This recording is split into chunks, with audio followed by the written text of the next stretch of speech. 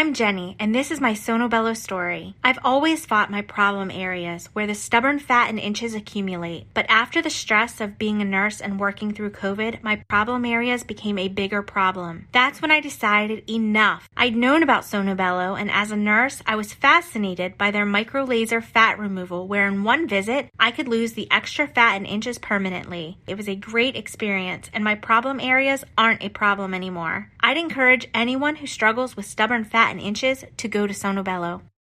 Being a nurse, Jenny did her research, and the more she read about Sonobello and their amazing micro-laser fat removal technology, the more she was impressed. How in one visit, she'd be free of the fat from her tummy, sides, back, and thighs, and it's not coming back. Live your best summer and experience micro-laser fat removal for yourself. And right now, you'll save $250. Schedule your visit at sonobello.com/save. That's sonobello.com/save. Time to redo this basement? Yeah. A home gym, movie theater, model train utopia. Or yoga studio? I'm flexible-ish. Great. I'll just use the U.S. Bank mobile app so we can plan it out. Which way are you leaning? Setting a savings goal or applying for a home improvement loan? I say we look at both options, right here in the app. Budget for a really good home gym. We deserve it. Noted. Help for today, planning for tomorrow. That's what U.S. Bank is for. U.S. Bank. We'll get there together. Equal housing lender member FDIC. Hey everyone, perhaps the biggest news since the start of Smart People Podcast, I am launching a new podcast. It's called The Week on Earth. It is produced by Peabody Award-winning producer Elise Louis, music done by a Grammy Award-winning musician, and hosted by me and my brother. It's unlike anything you've ever heard, and we're running a giveaway to all who subscribe. So listen to the intro coming up now and get more details, and go follow The Week on Earth wherever you listen to podcasts. The podcast where we talk to smart people, but not necessarily done by smart people. That is an awesome question. This one goes down probably on one of my top 5. Hey, I like nutrition. I like to eat food. This is the coolest thing ever. We're going to do this forever. I wish I paid more attention in that class. You know, I'm going to be honest, I don't understand that. As a man, I don't get it. Welcome to smartpeoplepodcast.com. Hello and welcome to Smart People Podcast, conversations that satisfy your curious mind. Chris Stemp here, so excited to have you. This week on the show, we're talking to Will Storr, an incredible writer, and we're talking specifically about his new book called The Status Game, On Human Life and How to Play It. In short, the thesis of this book in this episode is that status is the primary driver of everything we do. And on its face, that idea might not shock you. It might. When you look at the animal kingdom, that makes sense. But how we define status, how it changes over time, how that impacts your behavior, and how you can utilize this to be happier is really useful knowledge, and Will present it to us in a very succinct way. So I can't wait to bring this one to you. I thoroughly enjoyed it. Now, transitioning a bit, I haven't been this excited in a long time. In fact, it's been 12 years since we last launched the podcast. Yes, I'm talking about Smart People Podcast. But your boy, Chris Stemp, is launching a new podcast as we speak. It is called The Week on Earth. That podcast features a short section of weekly news regarding the climate, and then about a 20 to 30 minute in-depth, highly produced story on a specific environmental challenge. So for example, episode 1 is actually about toilet paper. Do you know the negative implications the toilet paper you use has on the environment? And the simplest switches you can make to literally help save the world? And the podcast is expertly done.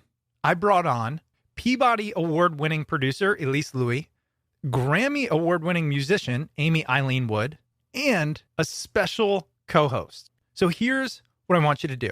Right now, pause this, go to your podcast player, preferably Apple if possible, because we're trying to rank, and follow The Week on Earth. In Apple, it's just the plus mark at the top right-hand corner when you search for it. Because we're trying to get the word out, we're doing a giveaway. All you have to do is follow the podcast in your podcast player, screenshot it, and email it to me at chris@smartpeoplepodcast.com, and you will be entered into the giveaway. The prizes are, we're giving away a Fire HD 8 Plus tablet, 32 gigs, new tablet, brand new, straight from Amazon, you'll get it. And we're giving away 2 brand new Fitbit Inspire 2 health and fitness trackers with 1 year of free Fitbit Premium. Okay, so we're giving away about $300 in stuff, and I bet we're going to get only like 100 submissions. So you do the math. It's pretty good odds for a minute of your time. So follow or subscribe to the podcast wherever you listen, screenshot that you're doing that, email it to me at chris@smartpeoplepodcast.com, and at the beginning of October, we will pick the winners and let you know who it is. Go steal your wife's phone, your kid's phone, subscribe, screenshot, email it to me.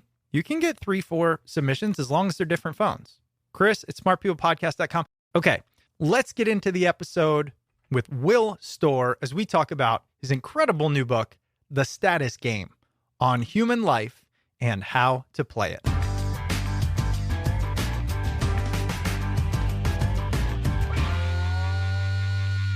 We're here to talk about your new book, The Status Game, on human life and how to play it. Tell me why you decided to write about this idea of status and how you define status in the first place. Okay, so I'll start with the definition. The definition is like often when you talk about, we call it status in the UK, so we're going to have that weird thing. That's okay. But when we talk about, when people think about status, they often think about like being rich or famous. And when I'm saying, well, everybody cares about status, what I'm saying is everybody wants to be rich or famous, and that's not what it is. So it's just the feeling of being valued. People need to feel valued. They need to feel that the people that they share their lives with see them as a valuable person with skills and abilities and kind of virtue that they're kind of bringing to the table. And it's a fundamental human need. It's a universal. When we don't feel valued, we get depressed, we get ill. When we do feel valued, we feel like our lives are going well and we're thriving. So that's what we mean by status. Technically, it's the feeling of being valued. And I think I decided to write about the book because it was, once I started sort of reading up on it, I sort of quickly began to realize it's such an important thing. It's so fundamental to human life, like on the personal level, on the macro, huge kind of society level, that it kind of started. It was one of the things we start wondering why there hasn't been a book about this already in this way. So it was like, yeah, I found it like a really exciting subject to write about because it's just so unbelievably important. What you're saying is really status is the need to feel valued. Tell us about how you have arrived at the conclusion that this is a fundamental human need. Well, it wasn't me that arrived at that conclusion. Obviously, it was lots and lots of psychologists, anthropologists, people in academia. One study, for example, looked at people across tens of thousands of people across 186 countries around the world, and found that the level of kind of status that they felt they had in their communities was a stronger predictor of their happiness than money. That's just one strand of it. There's another strand from our evolutionary history. Researchers find that even in pre-modern groups, the kind of groups we'd have been evolving in tens of thousands of years ago, the kind of groups have been when our brains were evolving. The more status that you earn in those groups, the more food you get, the safer your sleeping sites, the better the conditions of life become for your children, the greater your choice to access of mates. So it's this basic heuristic, it's this basic rule your subconscious brain knows and has known for at least tens of thousands of years, probably millions of years. And that is go for status. Because if you go for status, everything else gets better. And we share this with animals, of course, too. Animals are constantly jostling for, rank and position. Hens peck at each other until their pecking order is established. So, it's a very, very deep, ancient and elemental rule that human brains and non-human animal brains know too, which is, if you go for status, everything gets better. Yeah. And when I learned about your book, this is what jumped out to me, right? Was, oh, wait, I thought this was going to be about money and fame and all of that.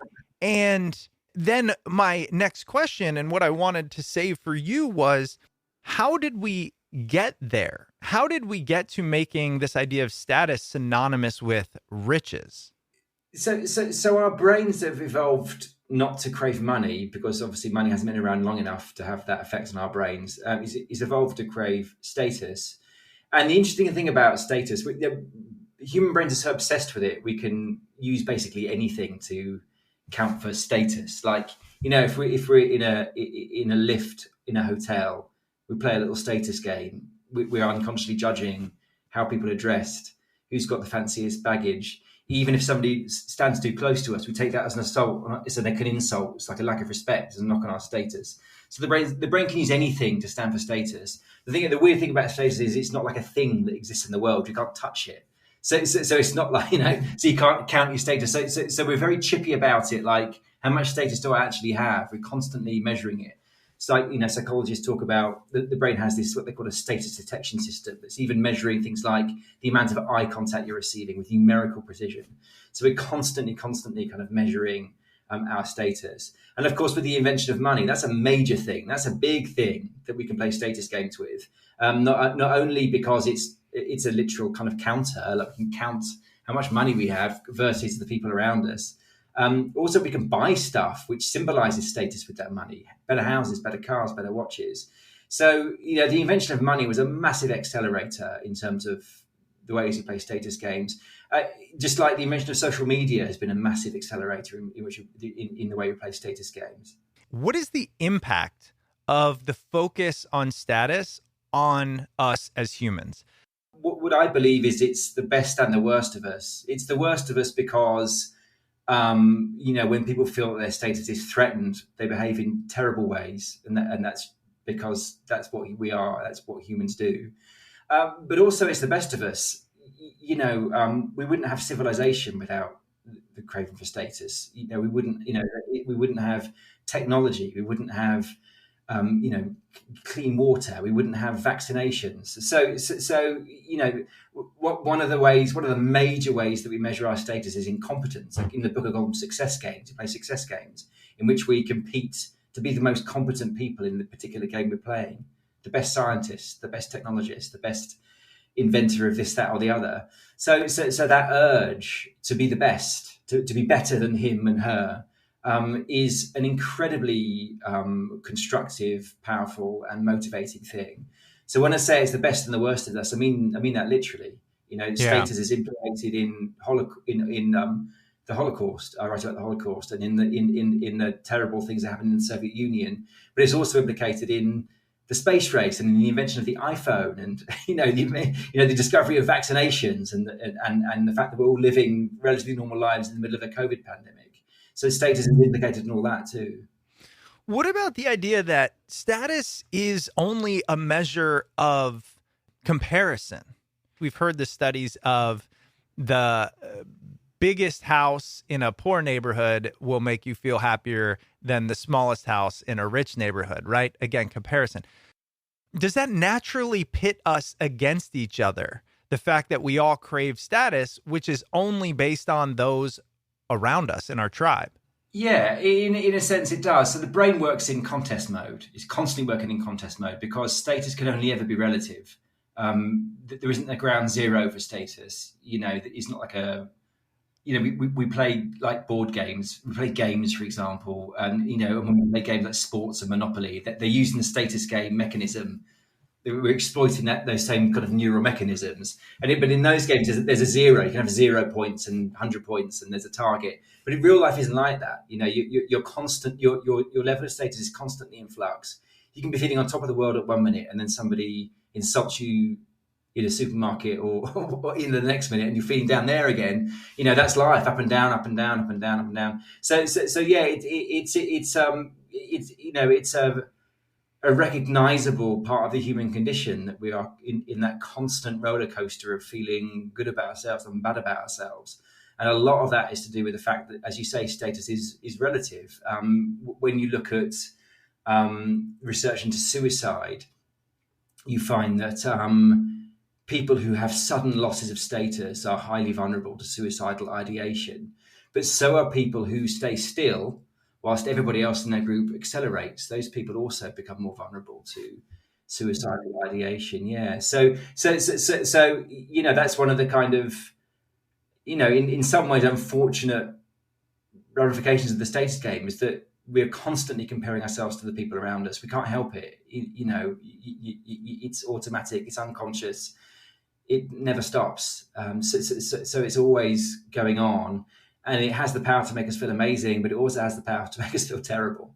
Yeah, no matter who we are. Elon Musk can be made to feel terrible. Beyonce can be made to feel terrible if they read the wrong thing about them, or if they're insulted by somebody that they respect. Right. As you were talking about it, it reminds me of potentially the goal of much of Eastern philosophy or meditation or Buddhism is to remove the craving for status from the human. Do you believe that to be true? Is it possible? And is that a decent goal to strive towards? Okay, so it's not possible. Like it just isn't possible. I'm sure that if you really practice meditation, you can kind of lessen your attachment to the need for status. I don't doubt that, but you cannot eradicate it. And in the book, I talk about a study of nearly 4,000 people in the Netherlands, where they found people who specifically meditated to, I think the way they phrased it was remove attachment to ego needs. And they found that these people scored extremely high in what they called spiritual superiority. So when they got really good at meditating, they started to feel quite pleased with themselves. And actually, they started to feel quite superior to all those other people around them, didn't have the amazing insights that they had into realities. And you're laughing. I was laughing when I read about the study, and it's funny because it's true. It's one of those ones where it's funny because it's true. We recognize it because it's totally human behavior. We can completely predict that about human beings. If they get good at something, no matter what it is, they're going to start feeling pleased with themselves and looking down at people slightly who aren't as good at that thing that they are, because that's the status game. So yeah, even when you zero in on people specifically who meditate to get rid of ego, you find that they are their meditation actually. I mean, the researcher in a paper said that what she found was the very opposite of enlightenment. Well, and this is where I struggle, which is I recognize the need for this drive. It's the reason we're top of the food chain. We can't sit still. One of my favorite Buddhist quotes is the hardest thing for a human to do is sit in a room by himself, right? It's not how we're designed. But as all things are yin and yang in this world, I also find it to be the greatest source of pain. And so how can we live a better life, a more purposeful, authentic life, recognizing this inherent need for status will always be with us? Yeah, I mean, you make an interesting point about, like it's a thought experiment, you could say, where what if mindfulness meditation did actually work and it was possible to eradicate the need for status from people's minds completely? And what if everybody just did this? Well, then progress would stop. It would be a total disaster for the human animal if that was true. If the ambitions of the Buddhists were realized and it became universal, it would be the end of progress. It would be a disaster. So, it kind of weirdly, you can almost see I can totally understand it. And I've meditated in the past. I'll probably take it up again. I get it. I, as much as anybody else, especially as a writer, the status game hurts me every day. It does. It's a cause of huge misery for me. For lots of people. So I'm not here, completely waving the flag for it, but it's also been some of my greatest moments too. Like being reviewed in the New York Times. It's an amazing thing. It's the up and the down, and I completely sympathise with people who would want to rid themselves of it, but it would also be a catastrophe for us as people. And so the second part of your question was, how can we kind of acknowledge its problems? Well, in the book, I talk about there's three basically different kinds of status game that humans play. There's the dominance game, which we've been playing since we were animals. So that's millions of years old, and that's threat, violence. When somebody forces you to attend to them in status, in sort of deference, I should say, as if they're a high status person, that's dominance. And that can be also about bullying. That can be kind of social media, cancel mobbing, whatever. If someone's threatening you and forcing you to kind of be deferential to them. That's dominance. So that's the oldest form of status game. That's very animalistic. But humans are really good at playing these other two forms of status game, and that's virtue and success. So virtue games are one about morality, about following the rules, knowing the rules, enforcing the rules, about belief, about do you believe the things our tribe believes, and how sincerely do you believe them? Those are kind of virtue games. So you can see religion as a virtue game. Royalty in the UK is a virtue game. It's all about deference. It's all about knowing the rules. It's all about believing and acknowledging the magnificence of the Queen and these very flawed people. So that they're virtue games. But there's also success games. That's the other way that we are valuable to other people is by being competent. And in the groups in which we evolved, you could win status by being the best storyteller, the best tuber finder, the best hunter, the best warrior.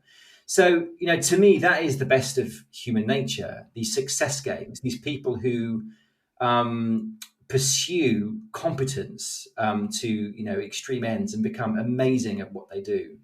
So I think that is the most, that's the most progressive, helpful, kind of wonderful form of status game, are these success games. And of course, like anything, it can go wrong. You could see Amazon as a success game, Jeff Bezos, but also in lots of these corporate success games, there's a dearth of virtue, and actually the workers end up being treated very badly.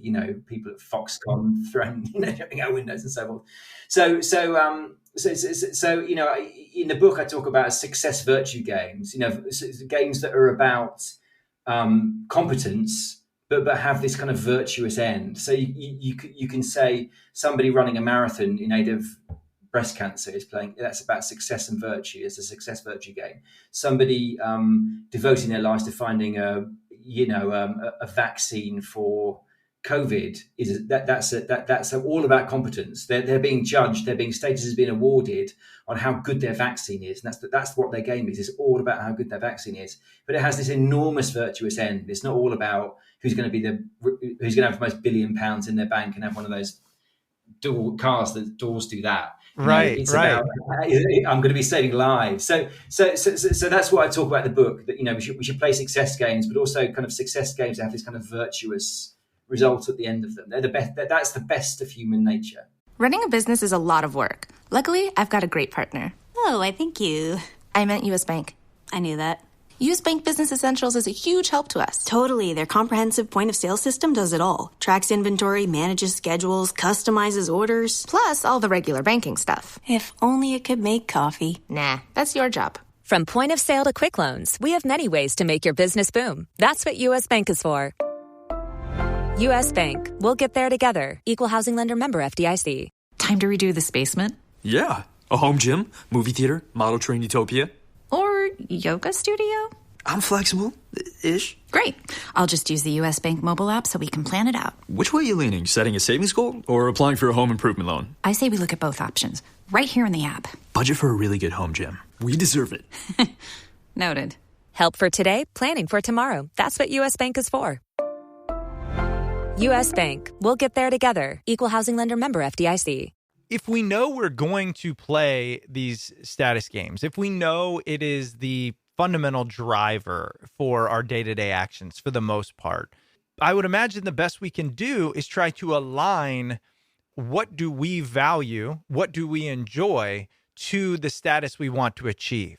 And perhaps where we go wrong and when people feel the worst of themselves is when they feel like the status they are chasing is in and of itself not one that they enjoy or want to achieve, which is, I think, one of the biggest problems, especially in Western society, which is where we have determined the rules of the status game, and not everybody wants to play on those specific rules.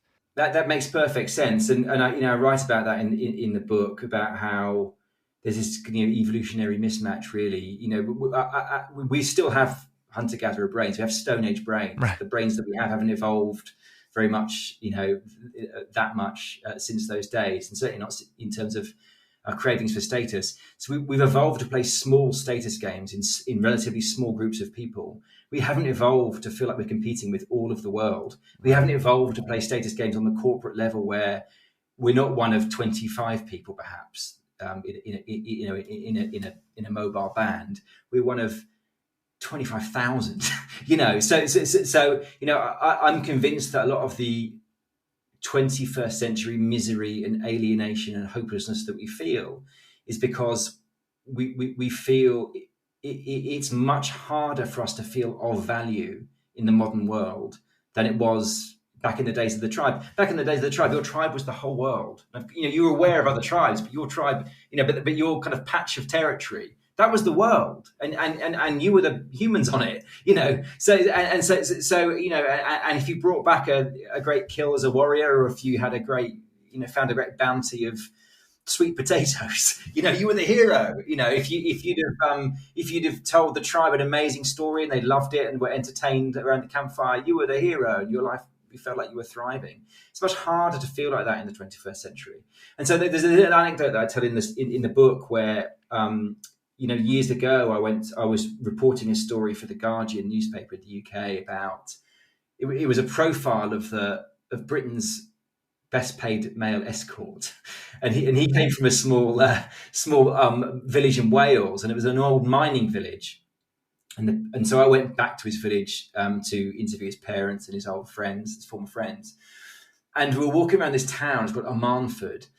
And this young man in his early 20s was talking about the changes that's happened to Armanford. And he said, in my sort of, dad's era, the mines were open. And people were really proud to work down the mines, down the pits. There was a great community.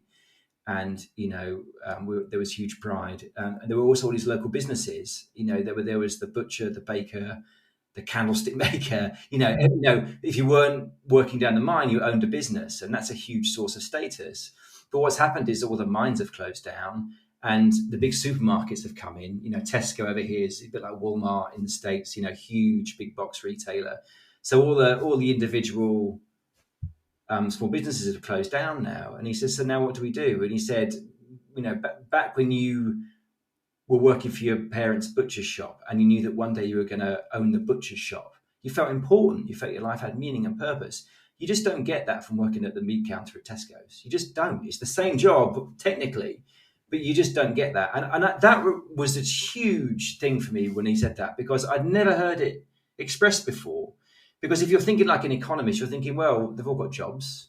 They're butchers.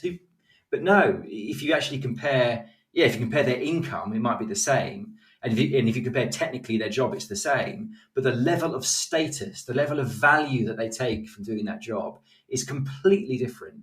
And, of course, like in a lot of the poor communities in the US, you see lots of drug abuse, you see homelessness, you see, the question was all about, why did this guy escort leave Wales? And that was why, because there's just so much hopelessness there.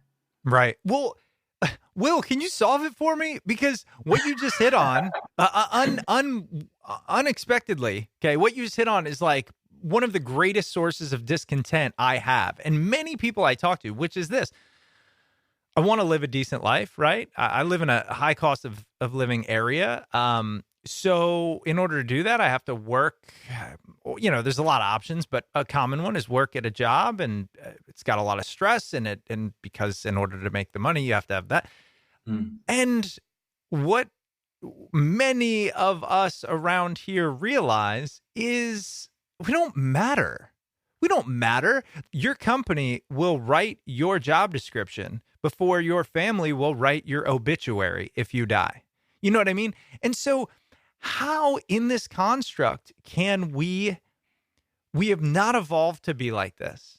We can't be the one who made the COVID vaccine. We just can't. Listen, if you're listening, you won't do that. It's just odds. I don't know how then to give hope to anyone listening if we are in a world that almost makes it impossible to ever be content with our status.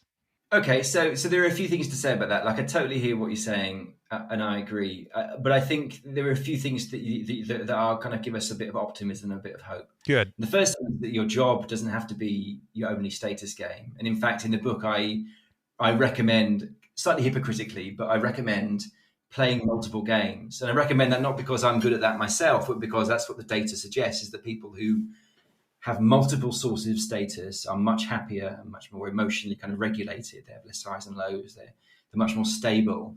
So play many games. You know, your job doesn't have to be your main status game. Of course, if you take no value from the job that you're doing, that's bad. You know, there's going to be a certain amount of misery in your life, but that doesn't have to be your whole life. You know, a hobby is a status game.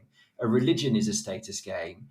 You know, since I've written the book, I became very conscious that I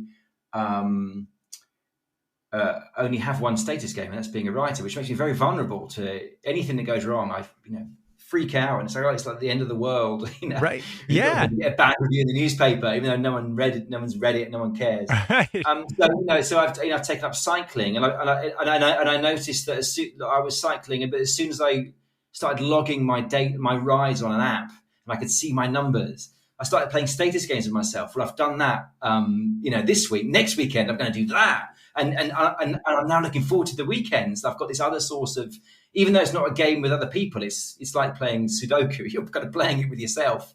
That's another source of status. I'm also volunteering. I'm going to start volunteering at a national, kind of well-known national charity. I've got an interview there on September the 11th. And that's directly as a result of doing the research in this book, because it's like, okay, so you're playing these success games with your writing. It's all about competence. But where's your virtue status? Like, I'm not a parent. I had to ask myself, what do you do for anyone? And the answer was nothing. So I'm now going to start volunteering. And selfishly, the reason for that is because I need to kind of hedge. I want to diversify my sources of status. And of course, again, I'm really, passionately believe that we should stop seeing status as a negative thing, because it does drive, people want virtue status, and that's what drives the whole voluntary sector. Charities compete with other charities to be the most helpful.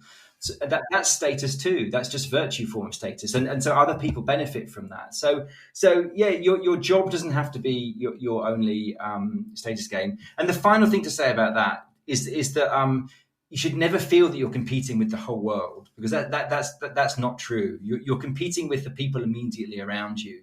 You're kind of playing a game with a subset of people. That's how we evolved in the tribe.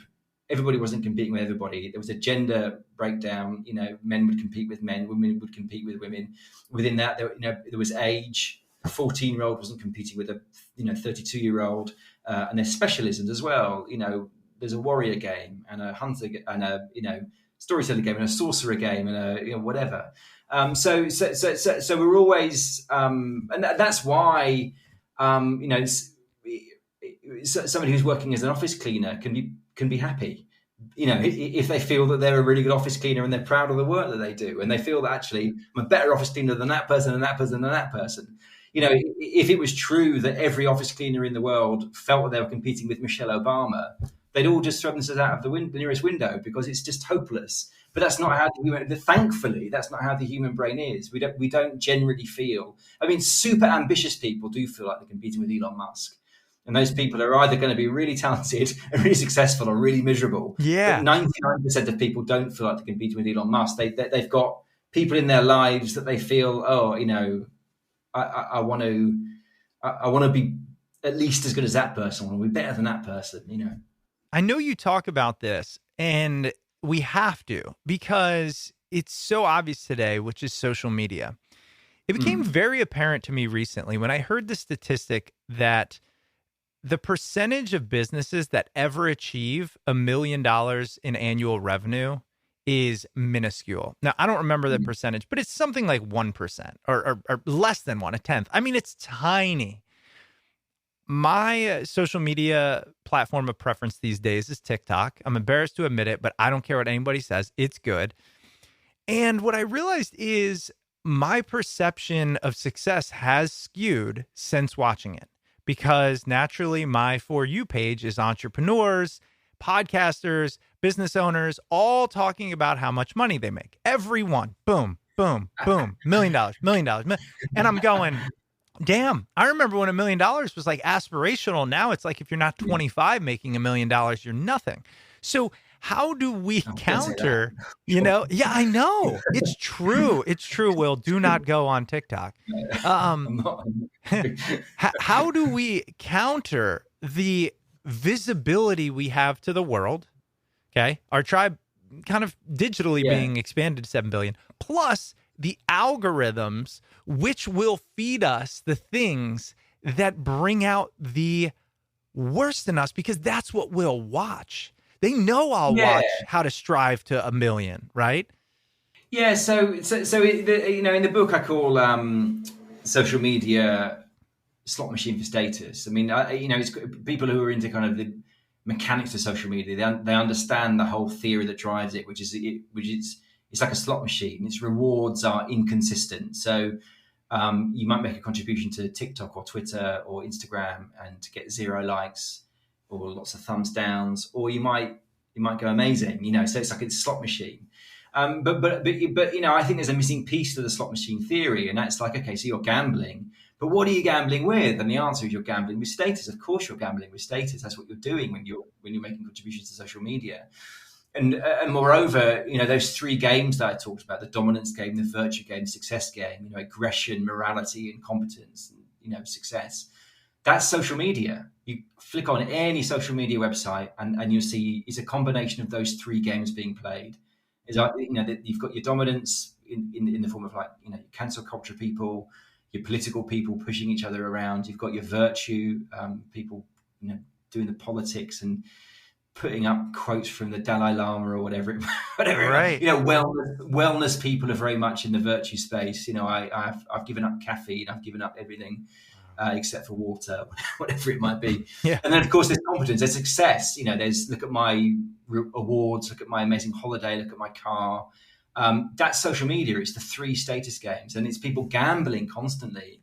But every time you make a contribution, you're spinning that wheel again, and you don't know what's going to kind of, you know, happen next. So yeah, and I think, you know, you quite rightly point out that social media is really bad for us, because, I mean, I write about this more in a previous book of mine called Selfie, which was about, well, it's about Western self-obsession, but half the book is about social media. You know, and in there I write about perfectionist presentation, specifically, especially on Instagram, you know, when people are, you know, presenting these perfect lives. And, you know, this myth that we tell ourselves that, oh, I don't care what other people think about me, which is completely untrue. You might feel that's true, but I promise you, unconsciously, you really do care about what other people think about you. You know, we are always comparing ourselves to other people. And, you know, and I think that one of the toxic things about social media that makes people unhappy is that when they do encounter, well, it's just like your description, when you're feeling like you're a pretty successful guy, you know, justifiably, but then suddenly you're exposed to dude after dude after dude, or person after person, telling you that they've earned this million and that million and the other million. And of course, and because you're playing the status game, it's relative, that throws off your sense of value. Oh, I thought I was a valuable person, but it turns out I'm not. And so to me, that advocates that you're in a hostile environment, and you should remove yourself from it, because it's making you unhappy, and it's actually skewing your reality. Like, it's not real that most people are millionaires. It's not real that most people who are 25 are earning $1 million. That's just the people that you are seeking out and speaking to. There's a subset of a subset of a subset of the human race. So you've created this kind of crazily competitive and harsh status game for yourself to play in. And what you're doing is you're exposing your subconscious status detection systems to some really dangerous data. Yeah. I think that's really important for everybody to hear. I mean, social media can convince us, we know that it's not real, but it can convince us that that is what matters. We can say, oh, that's not real, it's a small subset. But I don't think, to your point, our brain is able to truly interpret that. In fact, the thing you said is what resonates the most. It shapes reality. So now I'm going, man, I spend time on TikTok and I'm seeing millionaire after millionaire. Then I come on my podcast and I talk to successful, intelligent person after successful, intelligent person. Then I walk outside and I live in the county that has the highest median income in the country. And like, wow. And I'm like, I'm screwed. And that's why I'm so messed up. I think what we just did is we solved all my psychological problems. I say that tongue in cheek. I say it tongue in cheek because I truly fundamentally believe in what you're talking about. And I am of the belief that knowledge and understanding and self-awareness is the first and most important step towards living a better life. And this puts a name and a clarity to something that is so important to us that we can then focus on. Yeah, I think that's right. I mean, and again, in Selfie, I write a lot about kind of the self-help movement, and the conclusion that I came to was actually a lot of the time, if you want to improve yourself, it's not about changing who you are. It's about changing your environment. It's about changing what you expose yourself to. And I think what you describe is a kind of perfect case in point. There's something I want to talk to you about here, which is you mentioned how social media really is all three, right? Aggression, morality, competence, all of those. Do we consciously choose the status games that we want to play? And if so, what is it based on? That's an excellent question. So your question precisely was, do we choose the games we want to play? And that word want is really important, because that dictates the kind of games we'll end up playing. And it also dictates how good we're going to be at those games, how high we're going to climb. Like, it's really important that we play games that we want to play, that we feel drawn to and we feel we're going to be good at. And a lot of that is down to our genes. Our preferences are heavily kind of based in our particular genome, and that's the kind of accident of birth. So like for me, I'm never going to be. When I was young, I wanted to be a pop star. That's my first ambition. When I was, 12 and 13, I tried to play the guitar. Nice. I tried to play the guitar, and I had no talent whatsoever. I was terrible. I couldn't sing. I couldn't play. When I was 12, I worked out how to play Every Rose Has Its Thorn by Poison, and it remains at the age of 47 the only song I could play the guitar. Yes. It's terrible. It's embarrassing. So what I ended up doing is I lived in a town where there was a local venue and there was loads of cool local bands. There were the cool kids, and so I ended up writing about them. I started up a local magazine, as I couldn't be a musician, writing about the musicians. And that's how I ended up being a writer. I figured that ended up being something that I could do. And so that's genetic. I have no control over the fact. My parents were musicians. So, but for some reason I was terrible, awful. So that's, a lot of it is out of our control. And I think one of the secrets, especially if you've got kids, is finding out what you and what your children enjoy doing and are quite good at, and don't worry about the money so much, especially when you're really young. Go for what you're quite good at and that you enjoy doing. Go for that thing that when you start doing it, you forget what the time is and suddenly you've missed your dinner. Those are the games which you should be playing. But of course there is choice too. Like I've chosen to volunteer for a charity because I in a kind of rational way have realized that there's a big chunk of my life missing, and that's the selfless part, the part that's good. And I think that becomes more important as you get older, I think, probably. So of course you have, you have, especially in the West, if you've got, if you're relatively well off in the West, we have sport for choice. We can do hobbies, but the wanting is really important. You've got to want it, because if you don't want it, you're never going to be good at it. You're never going to earn status within that game. Time to redo this basement? Yeah. A home gym, movie theater, model train utopia. Or yoga studio? I'm flexible-ish. Great. I'll just use the U.S. Bank mobile app so we can plan it out. Which way are you leaning? Setting a savings goal or applying for a home improvement loan? I say we look at both options, right here in the app. Budget for a really good home gym. We deserve it. Noted. Help for today, planning for tomorrow. That's what U.S. Bank is for. U.S. Bank. We'll get there together. Equal housing lender, member FDIC. Right. I think you just provided the antidote for the myth of passion that I think gets perpetrated. So a lot of people say, find your passions, do your passions. And And here's why. You might be listening and say, wait, that is kind of what Will was talking about. But I want to add this slight corollary and see what you think. Knowing we're going to play a status game, pick the one that you not only enjoy, but feel like you have the best chance of succeeding in. And in that, by combining those two, what you will do is you will fill your evolutionary need for status in a way that feels enjoyable. And I think the reason that distinction matters is because I know for myself early on, I didn't ask, what do I want? I asked what I was good at and what does society value? And that misses what I think is the most important part, which is, yeah, but what do you want? What do you care about? And that you will never be happy doing that thing, even if you achieve status in an area you don't value. I think I would completely endorse that statement, Chris. Yeah, I think that's absolutely right. You know, you've got to want it, but you've also got to be able to be good at it. You know, you need to do both of those things, and then, you know, and then you're going to start thriving. And it really is. I mean, if you think about some of the greatest moments that you've had, you know, outside the family that aren't involved with having children and all that stuff and getting married, it's generally the status games that you're playing. It's the victories that you've had. It's the graduation. It's the first deal you made. It's the first dollar you made. It's the, you know, the first, the best, you know, like, you know, it's really important that we have those feelings that the world values us, that we have value to give to the world. And if we don't have that, it's an almost immediate path to anxiety, depression, even physical ill health, you know, if people feel that the world doesn't value them. Right. Wow.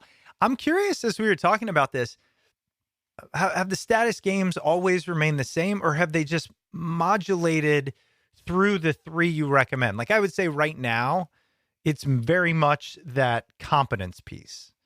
So over time, have we placed more value on various status games? Excellent question. Yeah. So culturally, things change in different cultures and things change across time. So my analysis of the West, you know, because again, in Selfie, I write a lot about this too. If you think about it, to the Industrial Revolution, before the Industrial Revolution, basically the whole world was mostly playing virtue games and dominance games. There's the Game of Thrones land. It's about kings, queens, wars, popes, religions. That's virtue, and that's dominance. And yes, there's a bit of success, a bit of competence in terms of you've got to do farming. There wasn't much innovation going on. You know, there weren't, people just didn't really, and that's because we were heavily into our virtue games. People really had this very strong religious belief. And the idea was, you know, a religious like status game is essentially know your place, follow the rules, don't get too ambitious. Your reward is in the afterlife. You're going to go to heaven if you're good and hell if you're bad. That's a status game. Rewards, punishments, depending on how well you're following rules. It's a textbook status game religion. So that was the game that we played for generation after generation after generation after generation. Know your place, stay in your place, behave. Miserable, you know, or not, like, or not, you know, if you felt like you were a good Catholic and you were going to go to heaven, you're probably really happy. So maybe not. Maybe that's too flippant. But then the Industrial Revolution, that changed everything, because suddenly success games became cool. And suddenly, you know, and what made the Industrial Revolution amazing was it was first a very small game played by kind of a narrow class of aristocrat, but then it spread out through Britain and then Europe and then America. And that was the game which was about finding new and useful knowledge. And there was a competition was born. Who could find the best new and useful knowledge? And when somebody presented new knowledge, who could improve it? Who could take that knowledge and improve it? And that became the scientific revolution, the scientific method. That became the Industrial Revolution. Solving problems. And that becomes modernity. So ever since the Industrial Revolution, we've been playing success games, much more than virtue games, you know, firstly in the West and now all around the world. So that's the broad sweep of history. And if you want to sort of kind of like hone in on the last, say, 100 years in the West. So I think, you know, the West, we're very individualist. We're much more kind of prone to playing success games than virtue games, because we're more about the individual than the group. I think after the Second World War and the Great Depression in the 20th century, we were knocked into a bit more of a virtue state, much more collective. So if you think about what was going on in the world, in the West, in the UK, in America, you've got things like the New Deal in America. You've got things like, which the equivalent in the UK was the welfare state, the National Health Service. We're all going to get together. We're going to think about the group. And out of that, you had collectively minded generations of people. You had, the hippies in the 60s. It was all collective. Screw the man. We're not materialistic. Their parents were the kind of revolutionary road, monkey suited commuters. It was all very, job for lifers. And then that all changed in the 80s, Reagan and Thatcher, the neoliberal revolution, because the economy started failing in the West. They had to find a new way of running the West. And so what happened was they changed the rules of the game. And what neoliberalism is essentially we're going to increase competition wherever we can find it. We're going to get rid of all this collectivism. We're going to get rid of as much state help as possible. We're going to lower taxes. We're going to just make everybody maximally competitive. And the incredible thing about neoliberalism is you see the extent to which it changed us as a people. Wow. In 1965, we were all smoking pot and saying, fuck the man. I don't want materialistic things. I'm happy to live in my teepee, in Woodstock or whatever. 20 years later, greed is good, Wall Street era. 20 years, an absolute reversal in who we are as a Western person. And what changed in the middle of those years? Well, it's the economy. The rules of the game changed because Thatcher and Reagan brought in this neoliberal revolution. And so I think we've been in that neoliberal success game space from the 80s, 90s, 2000s. And I think something changed a little bit in 2008 with the global financial crisis. I think a new generation of young, educated Westerners, millennials and Gen Zs were born who were much more skeptical about success games because of the financial crisis, because of recession, because actually they were finding it harder than their parents were to play these success games. Life was getting tougher. So what you see is, since 2008, is this move back into virtue games. And I think that when you're looking at the social justice movement, progressive activism, cancel culture, I think that's people who, if there were boomers and Gen X's, would have been playing success games, but because that's really hard now, they're moving into the virtue space. Wow. So that's why I think we've seen the rise of this new political movements on the left, and it's driving a lot of the polarization that we're seeing. Wow. That's just incredible what you just said. Essentially, as the rules of the game change, our behavior will change to still achieve status, but we will do it maybe in the way with least resistance or the way that the game steers us. If you change the rules of the games of life, you change the people. That's the creepy thing. Like, you really do. There's actually a chapter of the book called Change the Game, Change the Player. It's kind of sinister how vulnerable we are to change. Yeah. As soon as we find out, you see it in our generation, like say the Me Too movement. So the Me Too movement changed the virtue rules of the game in the UK, Canada, and America mainly. And suddenly the way that men treated women, the rules changed. And so men changed. And suddenly the ways that we think and behave in 2022 are very different to the ways we thought and behaved in 2012 and 1992. We changed. Our values changed. The way that you talked to them about the authentic self. I'm slightly dubious about that concept because I know it's fluid. So we changed as a people when the rules of the game changed. So you see it on the level of the corporation. If you put a bunch of otherwise well-meaning people into a company like Enron, which is a corrupt culture in which status is very hard to come by, they're going to start behaving in corrupt ways. They're going to change. There's an incredible paper that I talk about in the book, written by a New York lawyer, big name lawyer. He wrote this extraordinary paper, an address to young legal students who wanted to work at the big lawyer shops in New York. And he basically said, you're going to become corrupt, because it happened to me. And it happens to everybody who works for these companies. And the reason for that is that when you start as a lawyer, you're going to start competing on the basis of how much money you earn, because people's wages are published in these legal periodicals. You're going to get invited to your partner's house at the weekend, and you're going to see there's a massive, beautiful place up in the Hamptons, and you're going to go, wow, and you're going to be served martinis and, this, that, and the other. He really paints the picture. And you're going to become obsessed about, how can I earn that much money? How can I compete with these people? But the problem being a lawyer on that level is that you're already working as hard as it's possible to work. You can't work any harder. Lawyers are miserable. They get divorced. They get addicted to alcohol and drugs. They're incredibly competitive people playing incredibly competitive status games. So the only way to compete is by becoming corrupt, is by billing for 3 hours when you've actually worked 2, is by accidentally losing these documents that were unhelpful to your case that you were supposed to show the judge. And, and what gave that paper to me moral force was this guy who was then a judge saying, it happened to me, I did this. And it will happen to you, I promise you.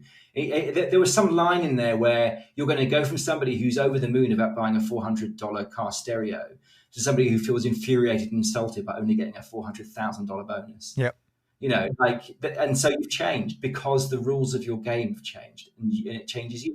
And, we see this happening, that has the ring of truth to me. It does. Well, and what strikes me is the first one you mentioned, dominance, aggression. Imagine if the government came out and said, look, we're overpopulated, so we can only support a third of the population and the rest are going to be kicked off the island or whatever.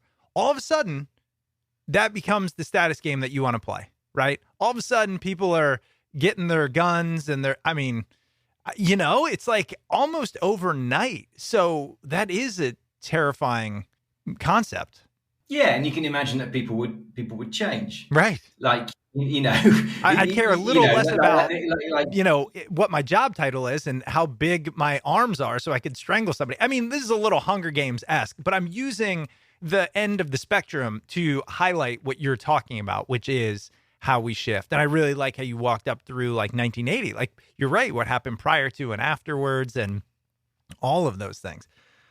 Well, it's a phenomenal concept, and I love it because it adds, I think, some solid ground to a lot of things we feel around purpose and passion, or around drive, around misery, around loneliness. There's a lot there, and it's because, as you said at the very beginning, it's the best in us and the worst in us, which is everything in life, right? It truly is. If it's worth doing, then the opposite is often usually the counter. So I know we're at time here. I really enjoyed talking to you. Again, the book here I got pulled up is The Status Game on Human Life and How to Play It. Tell us where you are, where we can follow you. You mentioned the book Selfie as well, which now I'm curious about. Are you on Instagram, and where can we find you? I'm really on Twitter. Which is at WStorr, STORR. Great. Instagram is William Storr. I do. Yeah. So obviously feel free to follow me there. But Twitter is where most of my work stuff lives. We'll link to the Twitter page so we can learn more, and of course to the books. Will, really appreciate you being on. Excellent stuff. Thanks, Chris. I had a great time talking. Thanks for having me on. This week's guest was Will Storr. As always, it was hosted by Chris Stemp and edited by yours truly, John Rojas. Will's book, The Status Game, is available wherever books are sold. On to the housekeeping items. As you heard in the intro, make sure you check out Chris's new podcast, The Week on Earth. Check it out at weekonearth.com. If you'd ever like to reach out to Smart People Podcast, email us at smartpeoplepodcast@gmail.com or message us on Twitter at smartpeoplepod. And if you want to stay up to date with all things Smart People Podcast, head over to the website, smartpeoplepodcast.com, and sign up for the newsletter. All right, that's it for us this week. Make sure you stay tuned because we've got a lot of great interviews coming up. And we'll see you all next episode.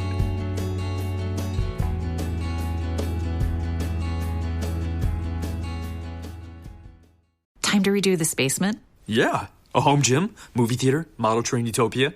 Or yoga studio? I'm flexible-ish. Great. I'll just use the U.S. Bank mobile app so we can plan it out. Which way are you leaning? Setting a savings goal or applying for a home improvement loan? I say we look at both options, right here in the app. Budget for a really good home gym. We deserve it. Noted. Help for today, planning for tomorrow. That's what U.S. Bank is for. U.S. Bank. We'll get there together. Equal Housing Lender Member FDIC. Running a business is a lot of work. Luckily, I've got a great partner. Oh, I think you... I meant U.S. Bank. I knew that. U.S. Bank Business Essentials is a huge help to us. Totally. Their comprehensive point-of-sale system does it all. Tracks inventory, manages schedules, customizes orders. Plus, all the regular banking stuff. If only it could make coffee. Nah, that's your job. From point of sale to quick loans, we have many ways to make your business boom. That's what U.S. Bank is for. U.S. Bank. We'll get there together. Equal Housing Lender Member FDIC.